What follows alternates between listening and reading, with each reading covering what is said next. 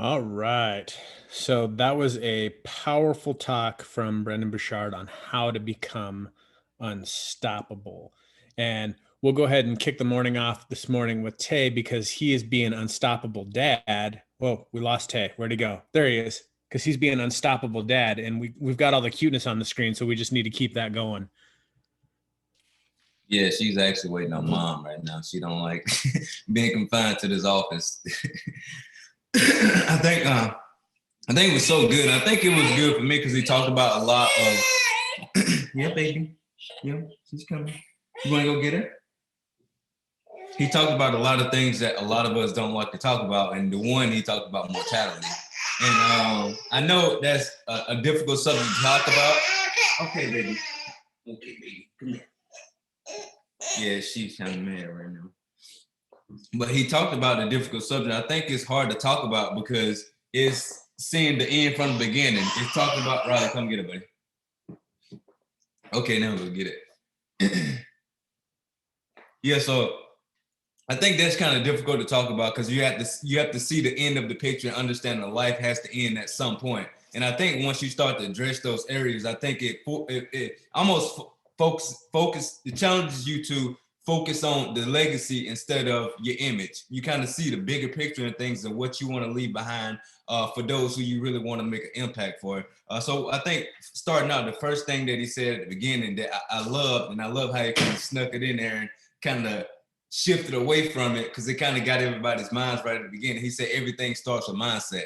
And that was the first thing that I wrote down because for me, I understand like if your mind isn't open or you aren't open to change or willing to make the necessary changes, then no matter what somebody tell you to do, no matter what you read, no matter what you want to do, you're not going to do it because your mind is set in a certain type of way and you aren't going to be open for that change. So you have to set your mind to be prepared to take the steps to do the things that you want to do in order to change your life. The second thing he said, set your intentions. And I love setting your intentions, but along with those intentions, you need action. Because we all heard before, like intentions without action is only a hope and a dream. So when you set your intentions, you got to put those actions behind it. So that'll move you forward and that'll move you toward the things that you want to do. We talked about it before, and I think it was called I won't go into it. It was something about when you have the intentions plus the action, the level of focus that it gives you and that level of drive that it have you. It almost is like creating that tunnel vision for something that you want and you're moving toward it. So the third thing I was talking about before, he talked about the mortality motivation.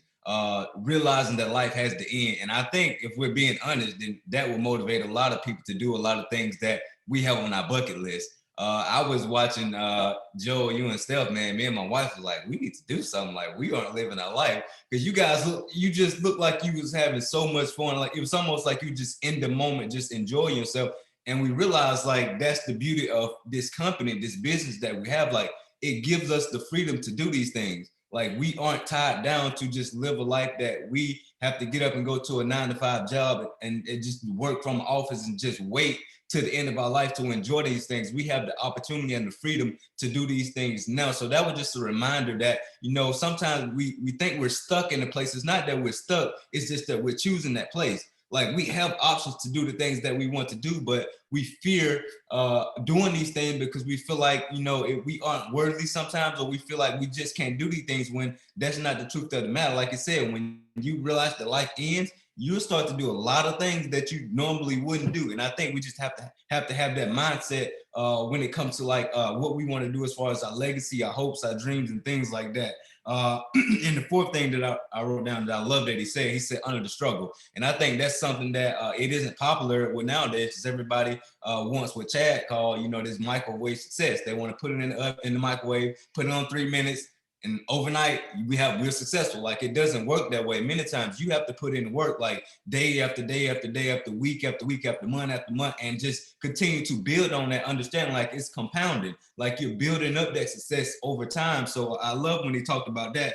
And one of the things that when he was talking about just the struggle, I did a video the other day and I said the struggle teaches you a place that you never want to return to. I think that's what a lot of people miss. They're in these sucky situations And what they have to understand when he say like embrace it, embrace that situation, because it's gonna force you, it's gonna challenge you to stretch and do things that you want to do. And when you do that, you are stretching yourself, you are growing yourself, you are growing outside of your comfort zone. And it's not that you don't want to go back to that place, it's that you no longer fit in that place, so you won't go back. So I think many times when we say embrace the struggle, understand the struggle is teaching you something about yourself. It's teaching you about the strength that you have, with faith that you have. It's teaching you about things that you have that you wouldn't have if it wasn't for the struggle. So many times when we avoid the struggle, we avoid growing in faith. We avoid growing our mindset. We avoid growth in so many other areas. So we have to really just take it head on and address it that way. And just the last thing I want to leave with you guys, like I said, we was watching like Joe and Stephanie, like it was an adventure. I feel like I was there with you guys. That's why I saw your hat and I was like, where you get that from? I watched your trip. I didn't see you pick that up. But it just reminded me like we have this amazing opportunity to literally build a life worth living. Like when I watch that, I don't just see like the vacation.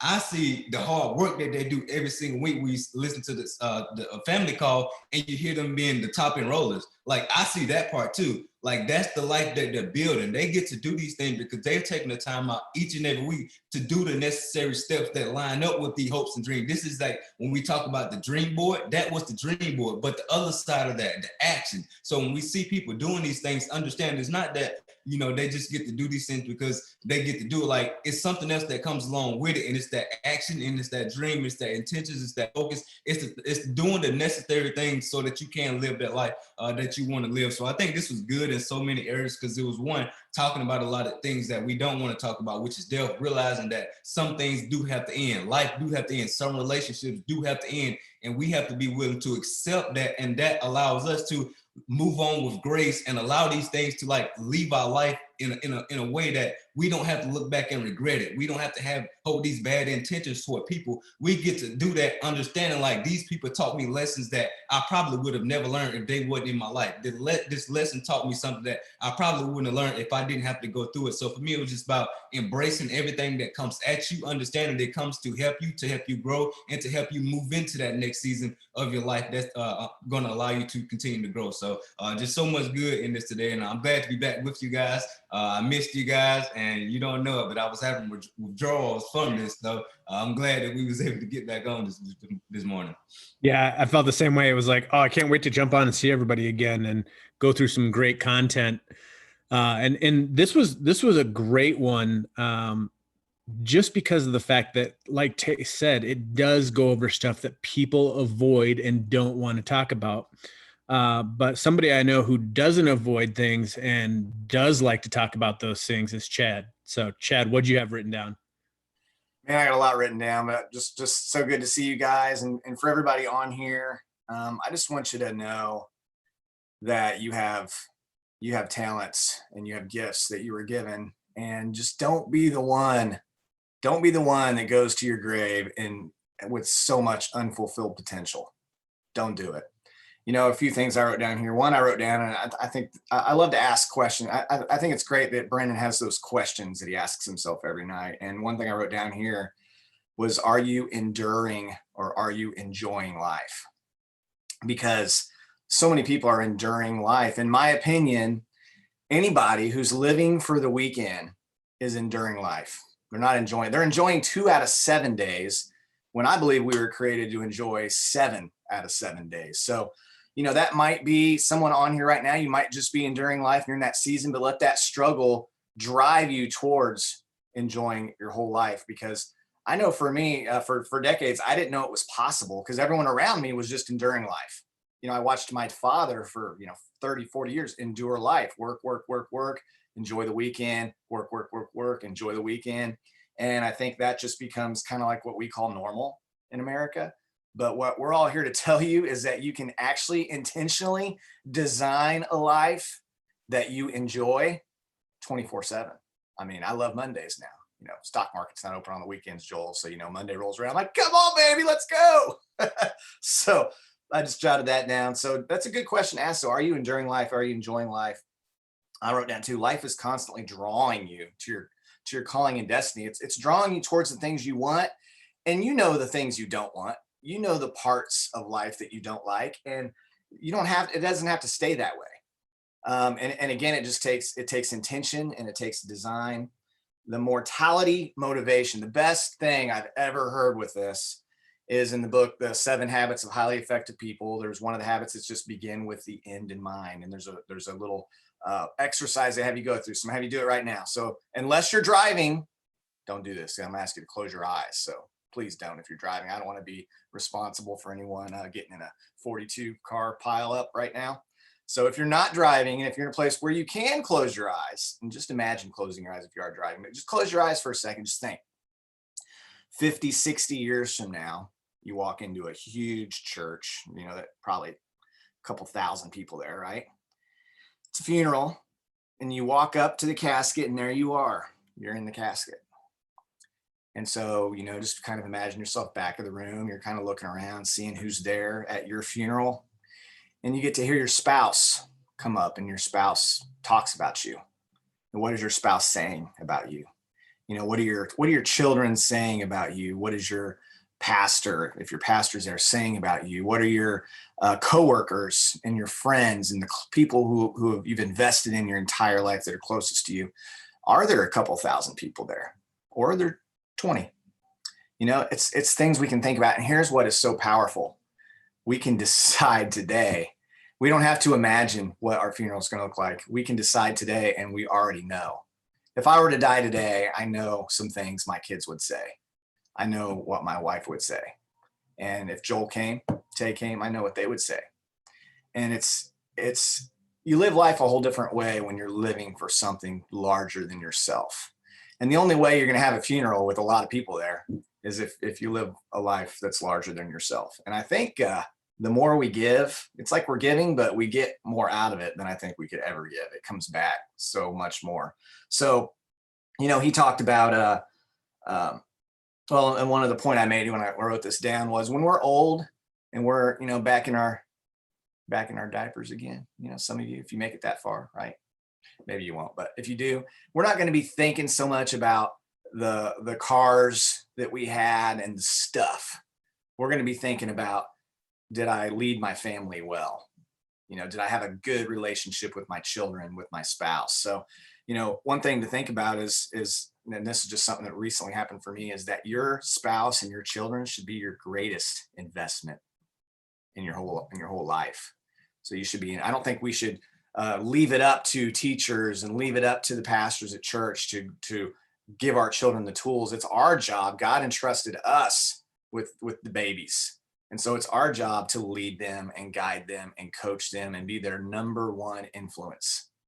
And so if you're like scared of that, that should just drive you to grow yourself where you'll be the number one influence for your children, right? I know that's what it's done for me too. Because I used to say, oh, the pastor will teach them this teachers will teach them this, these people will teach them this, and I just get to kind of make sure they get fed. Right? When you're a new parent, you're just like, I just keep them alive. That's all I know how to do, right? But I think as we get older and we start to see things, it's important that we invest into our children more than we're going to invest in anyone else, in our spouse and our children. So anyway, he talked about 3 primary drives. I'm not going to take everything away from Joel. The questions at night: did I live? Did I love? Did I matter? One great question to ask as far as business specific is, if my whole team did what I did today, would anybody have made any money? That's a good question to ask, right? And if your answer is no, then, well, tomorrow, what do you say? He said somewhere, tomorrow is a beautiful day or something like that. He brought that up. Honor the struggle. That word character in the Greek, they spell it a little different. They spell it K-H-A-R-N or K-H-A-R-A-K-T-E-R. And it literally means instrument that engraves or chisels. So it's Karax, K-H-A-R-A-X. It's a pointed stake that's meant to scratch, scrape, and chip away. So it's this idea that if we want to grow our character and if we want to really become a better person, it might be some struggle, it might be some pain, it might be some dying to ourselves, humbling ourselves, letting the pride go, and understanding that we don't have it all. Tay forgot to wear his construction hat today, but Tay is under construction just like me and Joel. And we should all have construction hats on, because what's John Wooden say, that it's what you know after you learn it all that really matters. And I think we live in a know-it-all society. I mean, how many teenagers do we know that know it all? I got one, right? They know it all.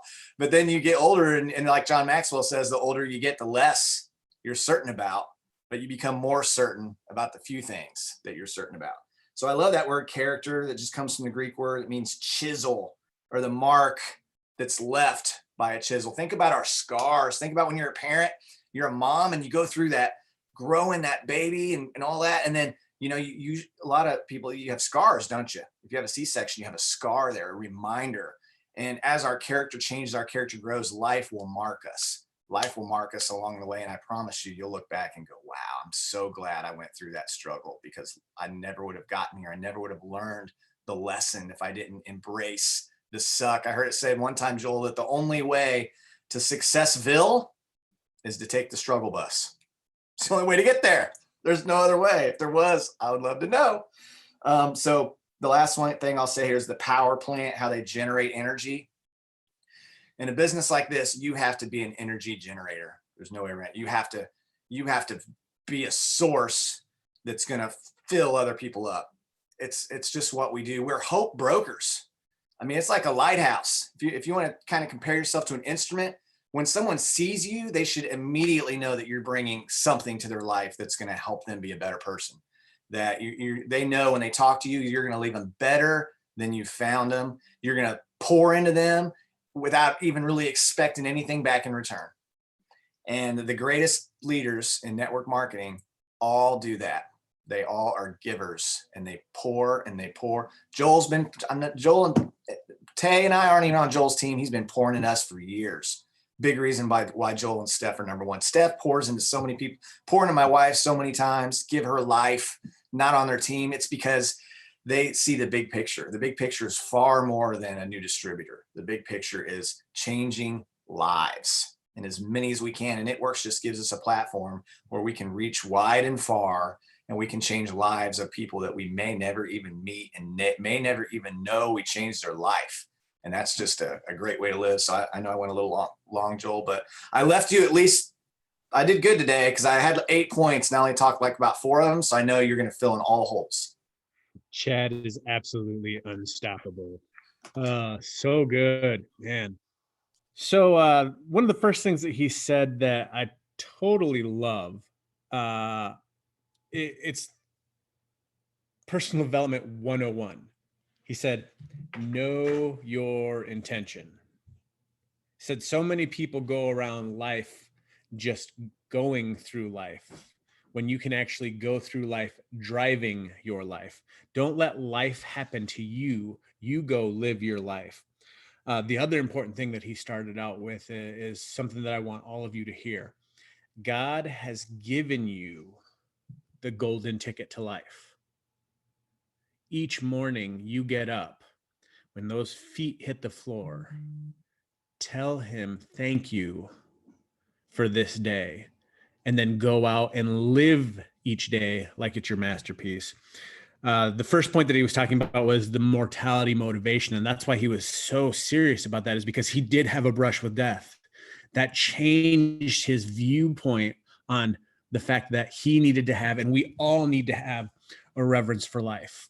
He said that was the number one point, was the reverence for life. Know that you're only here for so long. And each day that you let go by, that you do not do something intentionally, is a day lost and a life maybe not changed. We're in the life-changing business. And each day that you go by not talking to somebody is a day wasted on changing somebody else's future. He said, make sure that no matter what happens, you get knocked down, get back in the game. He said, we're all driven by 3 things: a drive for aliveness.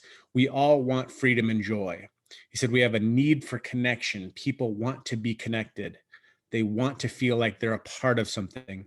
And then he said, a drive for meaningful pursuits. We want to have a just cause. We want to do something that matters. We don't want to just go through life. We want to grow through life. Number 2, he talks about, don't forget the beauty of tomorrow. And that's kind of what Chad was touching on, the fact that Doesn't matter what happened today. The beauty is that tomorrow will come and you can do something different tomorrow. If today didn't go your way, guess what? Tomorrow you have the opportunity to try again. You had 200 no's today. Guess what? Maybe you only have 100 tomorrow and you get 50 yeses. But that's the beauty of tomorrow. It's tomorrow and you'll be able to do something different than you did today.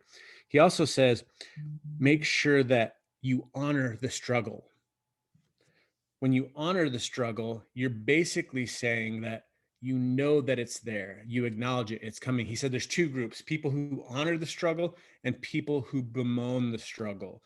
People who sit there and all they do is talk about the struggle. They complain about the struggle, where the other group knows that the struggle is coming and they're talking about the outcome. They're talking about overcoming. They're talking about climbing the mountain.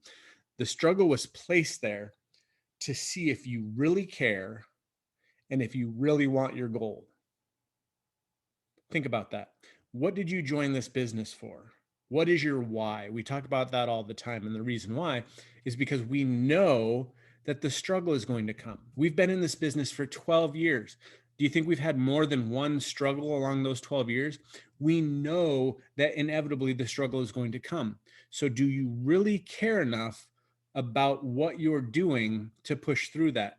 Is your goal or your why big enough to push through it? Because avoiding struggle only gives temporary relief, but it creates long-term damage. Chad said, make sure you get to the end of your life without regrets. The worst way to go is to have all of that unused potential. One of the greatest, one of the greatest compliments is to be the fulfiller of your destiny. When people say, oh, you're doing what you should be doing. I see this is what you're supposed to be doing. You're doing what you're called to do. When people tell you that, but then the opposite side of that is when people say, oh, he had so much potential. Don't be the person that leaves potential on the table. Choose just a few important things and focus on those, which is absolutely great because of the fact that, anybody successful at any endeavor in the world, whether it's real estate, being a parent, doing internet searches, doing your business here, doing hair, doing all the things, guys, anybody that's successful at any level has boiled it down to a handful of important things that they need to do. Normally it's about a half dozen. So you're looking for 6 things to do over and over and over again to create that success. Good news for you is you don't have to figure that out. We've already figured it out for you in this business. That is doing your steps to success, going out and networking it, talking to people, building a team. Guys, just focusing on those few things over and over and over again. One of the things that I heard today is the difference between linear and circular. Our business is not linear. Our business is circular. Once you complete the steps to success once, guess what? You start at the beginning again. You do the steps to success over again. And then you complete them again. And guess what? You do it over again. Linear businesses, they just do something and just keep going in one direction. And maybe just like, let's use real estate as an example. You sell one house.